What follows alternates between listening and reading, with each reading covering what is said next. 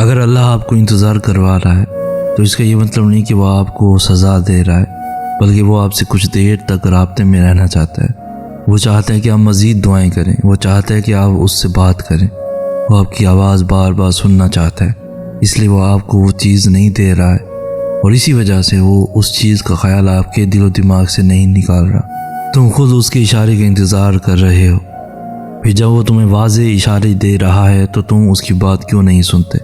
वो आपसे छीन भी नहीं रहा, वो आपके करीब भी नहीं आने दे रहा। तो इसका मतलब है कि वो आपकी दुआ का इंतज़ार कर रहा है ताकि वो आपकी दुआओं का जवाब अपने कुन से दे। तो आप क्यों उदास हो, तुम मायूस क्यों हो? बस अपने आप को कुछ वक्त दें और उस वक्त तक दुआ करना बंद ना करें जब तक वो कुन न कह दे। ये वक्त आजमाइश का है, तुम्हारी आंखें रातों को गीली होंगी, दिल 1000 बार टूटेगा, सब्र आजमाया जाएगा, इम्तिहान में डाला जाएगा, लेकिन ये वक्त भी गुजर जाएगा। हर मुश्किल के साथ आसानी है, तो ये मुश्किल बस थोड़ी सी बाकी रह गई है। प्यारे दिनों का इंतज़ार बस ख़त्म ही होने वाला है, जहाँ अल्लाह होगा तुम्हारे साथ, तुम्हारा साथी बनकर। दुआओं की कबूलियत में सिर्फ अच्छे गुमान रखा करो और हर किस्म के वसवसों से खुद को आज़ाद करो।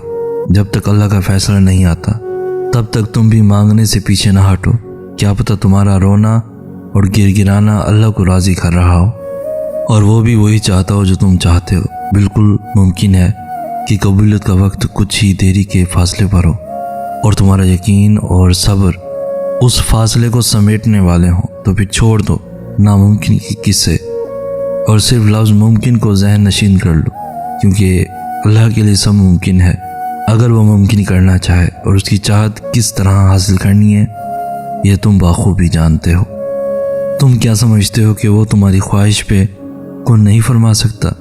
वो जो तमाम ख़ज़ानों का वाहिद मालिक है, वो जिसने बिन मांगे सब कुछ तुम्हें अता किया, क्या वो तुम्हारी ये ख्वाहिश पूरी नहीं कर सकता? सुनो, ये सारा इम्तिहान सब्र और यकीन का है। सब्र रखो, वो तुम्हारी सारी सिसकियों और दुखों का इनाम तुम्हें जल्द देगा। वो मकाम जहाँ हर किस्सा हर शय अपनी मंजिल पा लेती है। तुम्हें क्या लगता है तुम तो मांग भी ना सको अगर वो तौफीक ना दे? वो तुम्हें आजमाएगा और तुम्हें उसका बेहतरीन अजर भी देगा। बस कभी गलत गुमान न रखना। देरी का मतलब इनकार नहीं बल्कि इंतज़ार होता है बेहतरीन वक्त का। अल्लाह ने हर चीज़ का वक्त मुकर्रर किया है। कोई चीज़ नामुकर्रर वक्त से पहले होगी और ना हो सकती है। तुम्हारा काम सब्र और शुक्र करना है। अल्लाह सब्र करने वालों के साथ है। एक रोज़ेदार की तरह सब्र करो जब वो किसी दस्तरखान पर बैठा होता है। मशरूबात, लवाजमात, कई किस्म के खाने उसके सामने पड़े होते हैं और वो सब्र करता है आज़ान का और अपने रब के इज़्न का। वो अल्लाह है ना, वो सब कर देगा और फिर तुम्हारा दिल राज़ी हो जाएगा। ज़िंदगी में मुश्किल लम्हात आते हैं। बहुत बार लगता है कि अब ज़िंदा रहने के लिए कोई वजह बाकी नहीं है। बहुत बार अपने तुम्हें छोड़ देते हैं। बहुत बार तुम खुद अपनी ज़िंदगी से नफ़रत करने लगते हो। सुनो, ज़िंदगी गिराती है तो फिर चलना भी सिखाती है। अगर तुम ज़िंदा हो तो तुम्हारी ज़िंदगी में बेहतरी की उम्मीद बाकी है।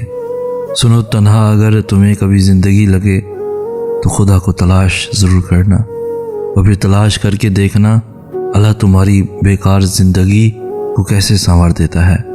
कभी किसी की तकलीफ़ की वजह न बनना कि वो अल्लाह के हुजूर तड़पता हुआ जाए और अल्लाह से रहम की भीख मांग रहा हो। कभी भी किसी को इतनी तकलीफ़ ना पहुंचाना कि वो जाए नमाज पर बैठकर अपने बेकाबू आंसू उसके सामने लाकर रख दे और अल्लाह से सुकून की दुआ करे। कभी किसी के दुख और गम की वजह न बनना। अल्लाह सबसे ज़्यादा इंसाफ करने वाला है। वो कभी भी उन लोगों के साथ नाइंसाफ़ी नहीं करेगा जिन्होंने अल्लाह की मखलूक से सख्त चोट खाई हो। अपनी नीयत और अपने दिल को हमेशा साफ रखना। दूसरों के लिए अपने दिल में से नफ़रत को बाहर निकाल फेंको। अगर आप चाहते हो कि आपके साथ कभी कुछ गलत ना हो तो किसी के साथ कुछ गलत मत करना। यहाँ तक कि अपने दिमाग में भी कोई गलत बात मत आने देना, क्योंकि जहाँ अल्लाह रहम करने वाला है वहाँ सख्त अजाब देने वाला भी है। उसके बदले और इंसाफ से बचना नामुमकिन है। वो किसी के साथ भी नाइंसाफ़ी नहीं करता, ना किसी को अकेला छोड़ता है। तुम कोशिश करते जाना चाहे सहना मुश्किल हो जाए। तुम तौबा करते रहना चाहे तुम्हारा दिल बागी क्यों ना हो जाए। तुम नीयत साफ रखना, चाहे दिल टुकड़े टुकड़े हो जाए। तुम ख्याल रखना कि तवक्कुल की कश्ती कहीं डगमगा न जाए। तुम कोशिश करना कि भरोसे का दिया कहीं बुझ न जाए। तुम मांगते रहना जब तक दुआओं का एक दरिया बन न जाए। तुम रोते रहना जब तक गुनाह कतरा कतरा बह न जाए। तुम यकीन की उस हद को पहुंचो कि लहरों का किनारा ही मोड़ मुड़ जाए। तुम उस ताकत का सहारा मांगो कि तूफान का रुख भी फिर जाए। तुम कोशिश करना कि किताब हस्ती बस तलब खुदा बन जाए।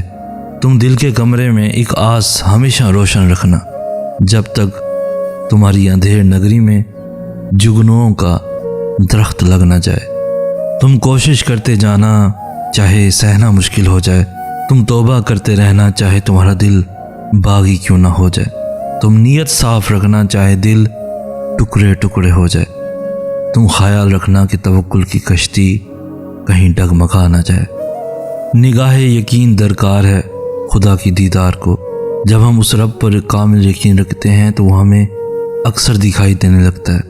कभी वो हमें हमारे बहुत बड़े मसाइल को अचानक हल करता नज़र आ जाता है, तो कभी हमारे बेचैन दिल को अचानक राहत देते हुए नज़र आता है। उस रब पर कामिल यकीन हमें दिल का वो नूर अता करता है कि हमें हर लम्हा और रब अपने आस पास मौजूद लगने लगता है। जब हम उस पर यकीन पुख्ता करते हैं तो वो हमें बहुत सी चीज़ों में अपना अक्स दिखाता है। अल्लाह ताला हर चीज़ की असलियत हमारे सामने ज़रूर खोलते हैं। हर इंसान की जब कोई इंसान हमें तकलीफ़ देता है वो अपनी हकीकत दिखा जाता है कि वो असल में क्या है। ये अल्लाह ताला का इशारा ही समझो और अपने दिल को मज़ीद तकलीफ़ से बचा लो। उस इंसान से ख़ुद को दूर करके दुआ किया करो कि अल्लाह ताला हर उस चीज़ को तुमसे दूर कर दे जो आगे जाकर तुम्हारे दिल को तोड़ ना दे, और अल्लाह ताला उस चीज़ को तुम्हारी ज़िंदगी से निकाल दे उनकी हकीकतें दिखाकर। तौफीक दुआ ही दलील है उसके कुन की। लगाओ फिर सदा क्योंकि वही तुम्हारा नसीब है। अकेले नहीं हो तुम, वो साथ है हर पल तुम्हारे। उसकी मदद अगली सांस से भी ज़्यादा तुम्हारे करीब है।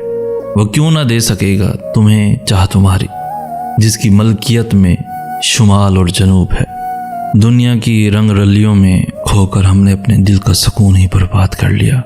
अल्लाह ने हमें दुनिया में किस लिए भेजा, आज हम वो भूल चुके हैं।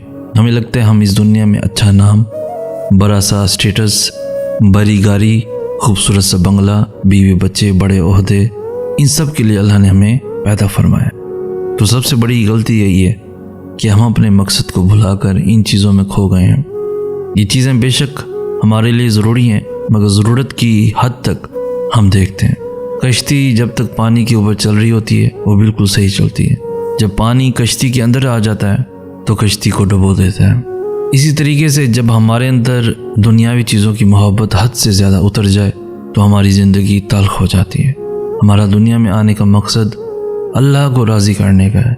इस दिल में अल्लाह की मोहब्बत को लेकर आओ, उसी को राज़ी करने का अपना मकसद बने। मेरी ज़ाती राय के मुताबिक दौर जदीद में जितना किसी के साथ मोहब्बत, प्यार और अच्छे सलूक से पेश आओगे उतना ही अगला तुम्हें ज़िल्लत, अज़ियत और तकलीफ़ देगा। यह आजमाई हुई बात है। सच तो यह है कि हम सबसे ज़्यादा अपना दिल खुद ही दुखाते हैं। जब हर एक की बात का असर ज़रूरत से ज़्यादा ले लें, या जब दिल में किसी को वो मकाम दे दें जहाँ वो होना नहीं चाहिए, या जब लोगों से बड़ी बड़ी उम्मीदें बांधें, या फिर ये भूल जाएं कि लोग परफेक्ट कैसे हो सकते हैं, वो तो इंसान है, तब हम खुद ही अपना दिल दुखा रहे होते हैं। मजबूत बने और अपना दिल दुखाना बंद करें। वो बस एक कुन कहता है और दिल बहल जाते हैं। मोहब्बत करने वाले भी गिर कर संभल जाते हैं। सूरज का आना और चले जाना, यूं ही मंजर ढल जाते हैं। कुछ भी हमेशा नहीं रहता, टूट सभी तसलसल जाते हैं। कोई जवाब नहीं बच पाता जब अल्लाह के रूबरू सवाल जाते हैं।